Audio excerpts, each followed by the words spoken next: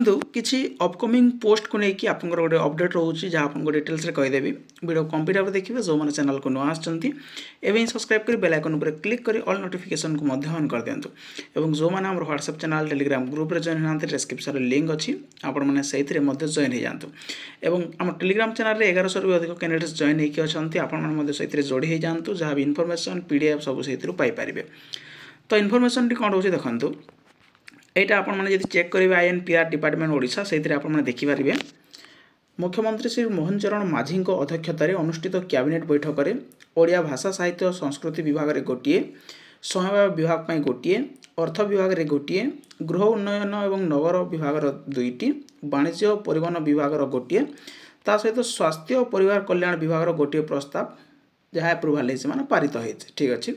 তো যে স্বাস্থ্য ও পরিবার কল্যাণ বিভাগের গোটিয়ে প্রস্তাব পারিত হয়েছে সেইটা আপনার কোণ সেইটা আপনার কোণ তাকে মধ্যে দেখাই দেছে দেখুন। এটি রয়েছে নিযুক্তি হবে 1840 ডাক্তার 5000 ঊর্ধ্ব পারামেডিকাল স্টাফ।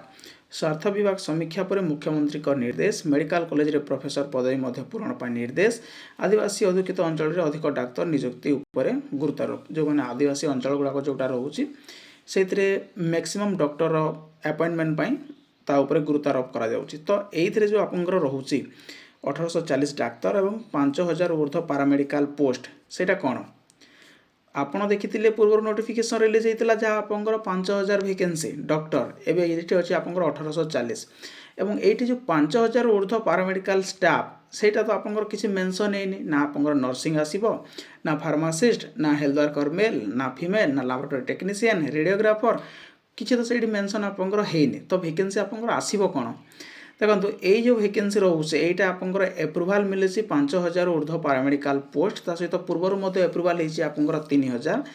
ଏହିପରି ଭାବରେ ଆପଣମାନେ ପୂର୍ବରୁ ମଧ୍ୟ ଗୋଟେ ନୋଟିସ୍ ଦେଖିଥିଲେ ଯେଉଁଥିରେ 22000 ପାଖାପାଖି ଆପଣଙ୍କର କ'ଣ ହେଇଛି ଏପ୍ରୁଭାଲ୍ ହେଇସାରିଛି। ଠିକ୍ ଅଛି। ତ ଏବେ ରିସେଣ୍ଟଲି ଆପଣଙ୍କର ଫାର୍ମାସିଷ୍ଟ ଭେକେନ୍ସି ସରିସାରିଛି, ମଲ୍ଟିପର୍ପଜ୍ ହେଲ୍ଥ ୱାର୍କର ମେଲ୍ ଯାଇଛି, ଫିମେଲ୍ ଯାଇଛି, ତ ଭେକେନ୍ସି ଆପଣଙ୍କର ଆସିନି। Nursing officer laboratory technician vacancy ତା ମଧ୍ୟ କ୍ୟାନସେଲ୍ ହେଇଯାଇଛି। ରେଡ଼ିଓଗ୍ରାଫର ଭେକେନ୍ସି ଆପଣଙ୍କର ରିଲିଜ୍ ହେଇସାରିଛି। ତ ଭେକେନ୍ସି ଆସିବ କ'ଣ ଯେ ପର୍ଯ୍ୟନ୍ତ ଆପଣଙ୍କର ଡିଟେଲ୍ସ ଆଡ଼ଭର୍ଟାଇଜମେଣ୍ଟ ଅଫିସିଆଲ ୱେବସାଇଟ୍ରେ ପବ୍ଲିଶ ହେଇନି ସେ ପର୍ଯ୍ୟନ୍ତ ଆପଣମାନେ କହିପାରିବେନି କୌଣସି ଭେକେନ୍ସି ଆସିବ। ଏଇ ଯେଉଁ 5000 ঊର୍ଧ୍ୱ ପାରାମେଡ଼ିକାଲ ଆପଣ ତ ପୂର୍ବରୁ ମଧ୍ୟ ଦେଖିଛନ୍ତି 22000 ଯେଉଁ ପୋଷ୍ଟକୁ ରିଲିଜ୍ କରିଦିଆଯାଇଛି, କିନ୍ତୁ କାହିଁ ଏପର୍ଯ୍ୟନ୍ତ ତ ଆଡ଼ଭର୍ଟାଇଜମେଣ୍ଟ ଆସିନି। ବହୁତ ଗୁଡ଼ିଏ ପିଲାଙ୍କର ମନରେ କନଫ୍ୟୁଜନ୍ ରହୁଛି, ବହୁତ ଗୁଡ଼ିଏ ଚ୍ୟାନେଲରେ ବହୁତ ଗୁଡ଼ିଏ ଭିଡ଼ିଓ ଆସୁଛି। ତ ଏଇ ଯେଉଁ ସବୁ ରହୁଛି ଆପଣଙ୍କର ଏହା ଉପରେ ଆପଣମାନେ ବିଲକୁଲ ହିଁ ଗୁରୁତ୍ୱ ଦିଅନ୍ତୁନି।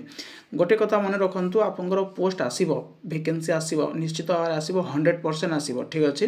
କିନ୍ତୁ କେଉଁ ଭେକେନ୍ସି କେବେ ଆସିବ ଏଇଟା କିଛି ବି ଆପଣଙ୍କର ମେନସନ୍ ହେଇନି। 5000 ঊର୍ଧ୍ୱ ପାରାମେଡ଼ିକାଲ ଷ୍ଟାଫ୍ ତାମାନେ କ'ଣ ସବୁ ପାରାମେଡ଼ିକାଲ ଷ୍ଟାଫ୍ ଯେମିତି ଆପଣଙ୍କୁ କହିଲେ ରେଡ଼ିଓଗ୍ରାଫର ଅଛି, ଲାବୋରେଟୋରୀ ଟେକ୍ନିସିଆନ୍ ଅଛି, ନର୍ସିଂ ଅଛି, pharmacist, health worker mail female ବହୁତ ଗୁଡ଼ିଏ ଆପଣଙ୍କର ଅଛି। ଠିକ୍ ଅଛି। ଯେ ପର୍ଯ୍ୟନ୍ତ ଅଫିସିଆଲ ନୋଟିଫିକେସନ୍ ଆପଣଙ୍କର ଆସିନି, ଅଫିସିଆଲ ୱେବସାଇଟ୍ରେ ପବ୍ଲିଶ ହେଇନି, ଏହା ଉପରେ ଆପଣ ନଜର ରଖନ୍ତୁନି। ଆପଣ କେବଳ ଗୋଟିଏ ଉପରେ ନଜର ରଖନ୍ତୁ, ଆପଣଙ୍କର ପ୍ରିପାରେସନ୍। ଠିକ୍ ଅଛି।